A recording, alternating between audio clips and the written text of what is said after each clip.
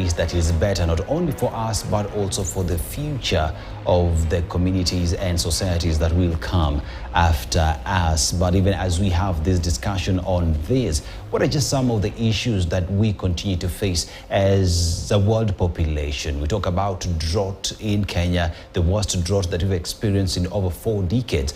We talk about issues to do with floods that we've experienced due to El Nino and other issues that we continue to address and face as days go by. In studio with me, I have Patricia Combo from UNCC as we have this conversation on land degradation, land restoration, and how best we can be able to address these issues around us. A little bit later, we shall be going through some stories that we've had, including the UNEA 6 that we had in Nairobi, some of the agreements that were arrived at. What are these agreements? How will they affect the world, especially help us in fighting climate change? But now let me just go straight to my guest in studio. Patricia, welcome on set as we have this discussion. Now, UNEA 6 just concluded in Nairobi the other day, and with that, conversations around land degradation, it was adopted by UNEA 6. Just how important is having that aspect in matters to do with climate change? Thank you very much for having me. And for the first time, UNEA adopted something related to land, and it gave it a lot of urgency, bearing in mind that land is our common denominator. And going back to the Rio Convention,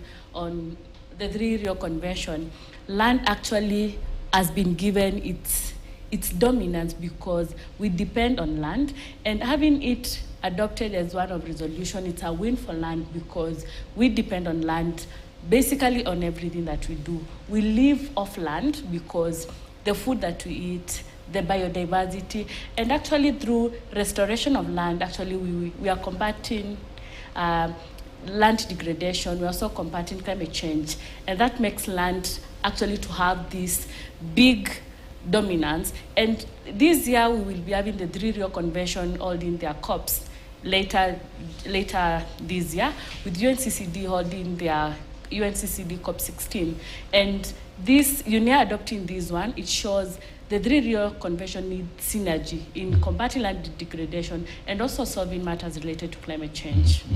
And before we continue this conversation, let me just take this story on how climate change is affecting different societies in Kenya and how communities are equally using smart agriculture, that is rearing goats in a smart way, in making sure that climate change is something of the past, even as we continue to address it. Just how are we using technology in fighting this? Take a look.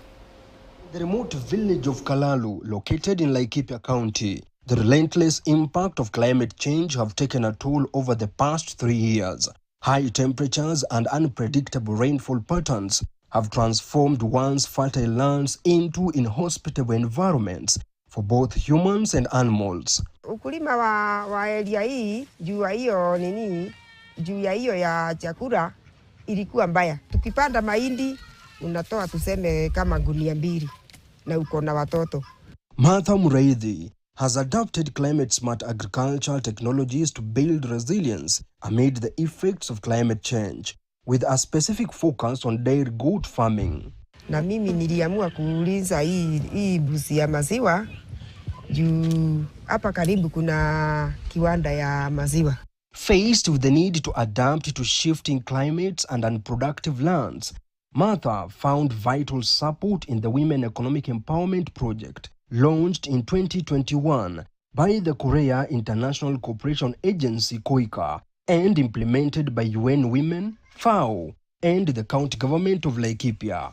The initiative stands as a beacon of hope not only for Martha, but also for 41 women-led groups that have embraced climate-smart agricultural technologies. And in Kenya, I should say, we are coming from 2 consecutive years of drought, where, of course, the women were telling us, their animals died, particularly, of course, cows and goats. And this project brought, of course, another component, which is poultry. And with poultry, where you need very little water, you need very little space, they were able, of course, to have that income that was really needed. so that they can also send their children to school and also buy the alternative food that they needed.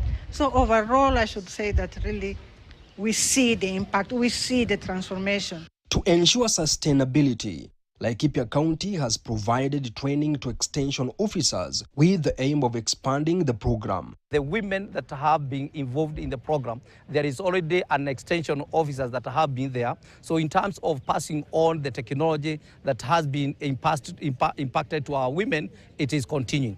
Empowered by the knowledge acquired from FAO, Martha's dairy goat farming has significantly shaped her life. Tunajaribu alleviate poverty. Tunasema at least mkulima akikunywa maziwa lita 2 alafu auze 2, atakuwa na at least 200 shillings per day. Martha's income from dairy goat farming allows her meet her family's needs comfortably, giving her a sense of independence and empowerment. Kuna kiwanda ilifunguliwa hapa na palita tuseme wanatununulia na 150. Tuseme miaka hiyo 2-3 nimeona faida. Na ndio nimesema nikikamua na uza kidogo. Na watoto wangu tunakunywa hiyo. Unpredictable weather patterns and climate change have brought new challenges. Water scarcity is affecting Martha's farming, posing a threat to her newfound success. Hii County government ya Laikipia ilituchimbulia damu.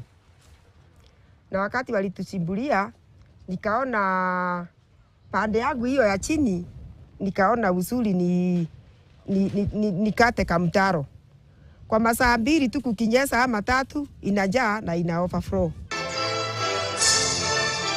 Today, in a groundbreaking initiative, COICA, UN Women and FAO, in collaboration with the Laikipia County government, have launched a response: 80 water tanks, 71 dam liners, 117 beehives, 145 honey harvester suits, 8 water pumps, and 8 shade nets have been provided to rural women, including Martha. Sisi kama county tumepanga kwa CIDP improving the livelihoods of our people starting from the household level. And therefore hii ni ile ya kushagia, kuna matagi ya maji ile imeletwa siku ya leo. Kuna mbuzi za maziwa zinakuja kwa wananchi. Leo tumepatiana even dam liners kwa sababu hii ni mambo ya kuhifadhi maji. Now the husbands see the real value of the activity of the ladies, not only the extra income and being able to send the girl children to the school. The impact is palpable, with Laikipia only realizing $364,671, translating to about 59 million from the sale of agricultural products. There was a value chain that we are not paying attention to, a value chain commodity, and that was beehive. So today we have also flagged off quite a number of beehive kits, harvesting kit, that will also support these women to diversify their incomes. Martha, along with thousands of women in the county, now has the opportunity to benefit from these climate-adaptive technologies, addressing the challenges posed by climate change and food insecurity. Nikipata hiyo damraina itakuwa sawa sana. Juu hiyo maji haitaisha. Hata saa hii ni mingi na tuko January. The countries, as you rightly said, they have to put in place strategies to be able to mitigate, to be able to, of course, adapt to climate change. Climate change is with us. Levis Msumba, KTN News. Thank you, Msumba, for that report. And Patricia, you've just seen now here issues to do with climate change and how the world over populations in the country continue to suffer because of climate change. And now when you talk about climate change, there is the aspect of land degradation. When you talk about land degradation, what exactly do we mean by that? Okay, when you talk about land degradation, it's actually making sure, rather, you are utilizing the land, ensuring we devalue the land from its natural weight, and also ensuring like the nutrients are depleting, and using land in a manner whereby it does not benefit communities. But every time you are losing its value, losing its nutrients, and just allowing the soil nutrients, or rather the health of the soil to diminish. When you talk about degradation, it has a huge component on human-induced activities. Our approach to land, how do you use it? How are we taking care of land? How many livestock are we putting in land? What capacity are we ensuring the land can actually hold? And it is more about ensuring the health of the land is actually diminishing. Yeah. And now, over the years, we know that because of technology, the population pressures that we have, the population across the world have gone into these ecosystems that have taken care of the world for a very long time, because we need to build houses, we need to grow our crops, we need to build expressways, the airports that there are, we need to build factories, and that would see that we're getting into spaces that we ought not to be in. Therefore, moving forward now, when you talk about land degradation, say specifically in Kenya, we see people are actually getting into spaces that we shouldn't. We talk of riparian land. People are getting into it. Wetlands, people are cutting trees, our water catchment areas, people getting into that, all in the name of we're trying to earn a living, economy has to improve. Therefore, from where you sit as a land champion, a climate change, someone who's interested in climate change, how should we go about it? Because at the end of the day, people must live. Okay, there is always that conflict about people living and actually using the land sustainably. And historically, land degradation has been fueled by expansion to feed the growing population, especially for the farming sector. But looking at the current state, we do not need to take more land, or rather to use land that is well maintained. We can actually utilize the land that we have, cultivate it meaningfully, sustainably, to ensure it produces healthy, sustainable, and also to ensure it supports our economy, because when we degrade our land, it has a huge value chain, because we talk about through land degradation, we have intensification of drought. We have matters related to desertification. And when you look at the economic impact of land degradation, it's actually more expensive than actually utilizing the space that we have to sustainably grow enough and adequate food. A healthy, maintained land can actually deliver, or rather can increase productivity and ensure communities do not have to encroach, or rather do not have to invade a wetland.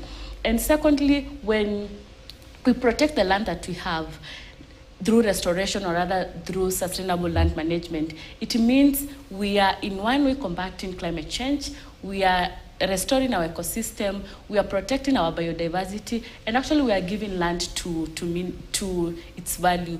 It is so unfair when you see large chunks of land which have been degraded and they are not able to produce, yet a quarter an acre, which is well maintained, can actually feed a couple of families. It's not about how large the farm is, it's about how do you manage it, how sustainably are you producing, what is the health, the soil moisture, rather the healthy of your soil.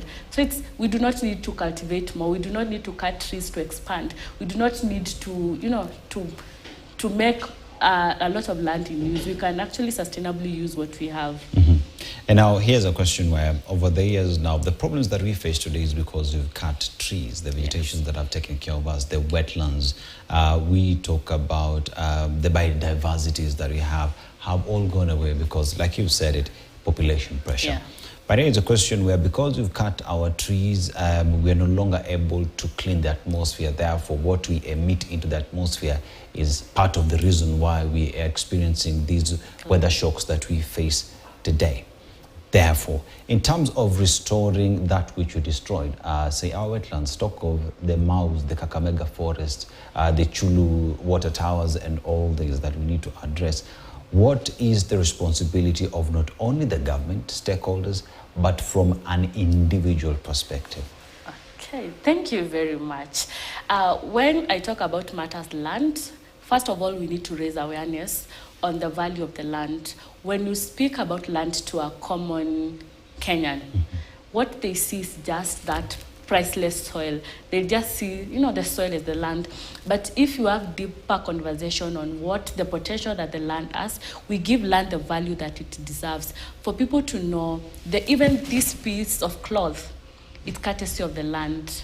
The food that I've eaten, it's courtesy of the land. And people understand, actually the land is the beginning of food. That land is our legacy. Land is our inheritance. Land is my identity as a Kenyan. Land is my identity. And from understanding the value that the land has, now restoration comes in, because you cannot restore what you see. You do not see value in it. And because of land degradation and the lands are no longer, fertile as they have, a lot of people do not have, land restoration has not been given its upper dominance that it needs to be. So the conversation should be creating awareness of the value of the land, and also trying to show people that restoration actually is not expensive, that every aspect, or rather every effort geared towards land restoration is actually a step towards ensuring we protect our biodiversity, and also towards livelihoods, improving livelihoods, improving water availability. So the conversation is about the value that the land needs to have. And now when you talk about the value that the land needs to have, here's a question where then restoration is very important. It is a subject matter that has to be discussed. Yeah. You talk about the value of the land in terms of what is contained in the soil and what that can do to us, which is in terms of growing food to be able to feed us, and also just having an environment that is able to protect us from calamities. But here's a question where if you ask a Kenyan the importance of land, is because I'm waiting for it to appreciate in value so that I can sell it. Yes. But now here's a question where how do we then have this conversation from your perspective so that people understand the importance of this land, protecting it, growing trees, restoring biodiversity, getting away from these water towers, going 50-20 meters away from our waterways, because all these play a part in the land that we have, and the importance and the significance they have in our lives. Okay, according to me, I feel we need to showcase successful restoration projects whereby communities can actually visualize, they can see what other regions have been able to do. And secondly, it's about ensuring now communities unite, or rather come together to support what unites us. Secondly, it's about land rights. And here you find in our Kenyan or in our African context, it is primarily the role of woman as a caregiver. They tend daily, they are in the farms cultivating, but they do not own this land. So you find when we talk about restoration for communities, and as a woman, I do not have land ownership, or I have to consult the other partner, what restoration activities I should do. So you find restoration actually has not been able to pick. So I think, in my perspective, we need to create this awareness and also to show communities the interlinkage between land, climate change, biodiversity, ecosystem restoration, water availability, and also how land can help us achieve all other sustainable development goals. Because if the land is healthy, I will have healthy and nutritious food. I will not get some of these lifestyle diseases. I will be fed as a student. I will concentrate in class. The land is good, climate will be conducive. I will be able to partner with, it cuts across, and land is our common denominator. It is our unifying factor. It's what we live by. So we need to create these interlinkages between land, our daily lives, our ecosystem, our livelihoods depend on land, our economies. And looking at Kenya, we are an agricultural country. We depend heavily on agriculture. Agriculture by itself cannot sustain itself if our land are not well maintained. So the whole narrative should go to the value that we need to give to land, and ensure we create these linkages. For people to understand, if I protect land, land will protect me. It will ensure my daily my daily happenings actually sustainable and moving. And now here's UNESIX was in the country at UNEP headquarters in Gigiri, 5,000 delegates attending that meeting. Big discussions on issues to do with the emissions, what we need to do, and also issues on land. The very first the text on land was adopted. How significant is this? Actually, to be honest, I followed through UNEA, and I happened to sit on a high level on land degradation. And when the adoption was mentioned, I was all over the moon, because I felt for the first time the 3 Rio conventions actually realized, or rather recognized, that land is a cross-cutting issue, that land actually it is what links them. When you look to climate, when you look at biodiversity, when you look at water, land is the unifying factor in all these spaces. And it showed that all Rio conventions need to come together, because today you will not say, I will solve climate crisis today, tomorrow I will solve biodiversity loss, the other day I will solve land degradation. And by UNEA adopting it, it means that we need to come together to solve this crisis. And by solving one, it means we are solving the rest. When we talk about land degradation, solving land degradation, it means land restoration. Land restoration is a solution to climate change, it's a solution to biodiversity loss, it's a solution to water scarcity, it's a solution to wetlands protection. So it shows the significance of working together, coming together to actually say land is our legacy. And in everything we do, we need to put land at the center of all the negotiation and all the talks. And let me just pull some stats on some of the issues. Land degradation poses a significant challenge worldwide, with an estimated 25% of the Earth's land surface being affected.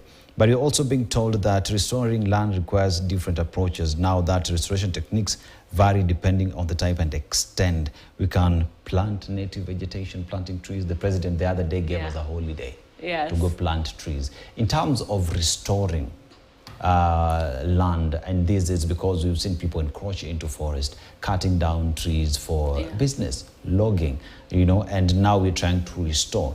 The president is big on matters climate change. He gave us a holiday. We planted trees. He wants to plant 15 billion trees by the year 2032.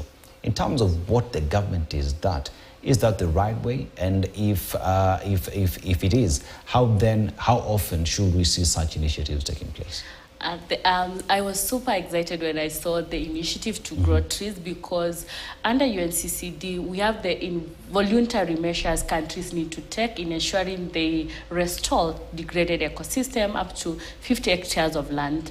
And the move by the government to grow trees, I 100% support it, because it is helping restore our ecosystems. And also another thing that is doing, every tree planted is not just a tree. When you look at the entire value chain of that tree, if it is well maintained, taken care of, and it matures, the economic, the social impact of that tree is huge, not only in solving climate change, but also in giving livelihoods meaning. And what countries need to do, every country is different by drought desertification, and every country requires different measures. For instance, looking at our African context, for us to address drought and to ensure we get to restoration, I think the first thing that we need to do is early warning systems for communities. Towards the end of 2022, we experienced the droughts that hit the Horn of Africa after the 4 consecutive rainfall that failed. Early warning system, not only do they prepare communities, but they offer solutions to communities. They ensure preparedness, they ensure strong resilience. And through early warning systems, there are now monitoring tools. Like for the four consecutive rainfalls that did not happen, through monitoring, we'll be able to know, can this happen? When will this happen? You are able to predict, and this ensures that communities are well aware. They are able to prepare in advance to ensure that droughts do not have these harmful impacts to communities. So for us Kenyans, we need water management as a strategy, because when it rains, a lot of water goes into waste. If we have water management, we'll be able now to conserve our ecosystems. We need to raise awareness also on vegetation cover. Not necessarily should we plant trees. We have other vegetations that actually are very good and cost effective when it comes to restoration. Yeah, and you've talked something that touched. I remember I did a story on issues to do with water conservation and water security. That was in Makueni County, and that remains being a way on how the community has seen the problem they have, which is water security, and they're actually working on making sure that they have water security where they are. Therefore, now when we talk about, as you mentioned about water, we need to have water management in this country. Nairobi, as we speak, there is a lot of water rationing because we don't have enough water. And this is because our water towers, as originally, have been producing less and less. And you talk about vegetation. I know of a community in Isiolo that is planting grass that they're feeding their animals and also selling that as carbon credits in this country that you're in today. Therefore, in terms of just everyone embracing different initiatives and methods of handling climate change, restoring our biodiversities, our wetlands and all this, how important is that? And what maybe should the governments, the county governments and you and I do? First of all, it calls for synergies. All stakeholders in the academia, research, communities coming together and solving one common crisis that we have. And again, with what we've said about water management, every time we manage water, we do not only manage for us. Remember the underground water. If every time you have water from perhaps going into waste, it means we are depleting this precious commodity. And it's not like you'll say you will refill and refill and refill. And also talking of water catchment areas, when we have encroachment or desertification or people cutting down trees, the ripple impact is not only for the communities within there. The ripple impact goes beyond our borders. What happens here in terms of ecosystem loss, biodiversity loss, actually will have impact even to a country in the lower part of our continent. So what we need to do, and counties and countries, in the climate finance bill, what are they having for communities? What conversations are they ensuring that the communities have? There are some initiatives that communities could take. There are initiatives that the government and the counties, they are the role of stakeholders and international support in ensuring that we bring solutions and also we bring facilities. The role of academia is to do research and break this research to the communities. What is needed? How do we solve this? And for example, in Makueni, we have the water pans. We have collection of runoff water, and it's stored in a water pan, and the communities use to irrigate their farms. They do agroforest when it's dry season. And also we can borrow from other regions or other countries who experience drought or rather geographically are placed in the deserts or rather in the dry areas. What initiatives have they rolled out? What can we borrow from them? What can we as other communities actually copy and paste in our initiatives? And again, it's about, when it comes to vegetation and growing trees, it's about understanding what type of tree am I growing? Is it the right tree for the right ecosystem? Am I actually doing an adaptation, or will my initiative cause a maladaptation? So it's about this conversation, understanding my area and also coming together and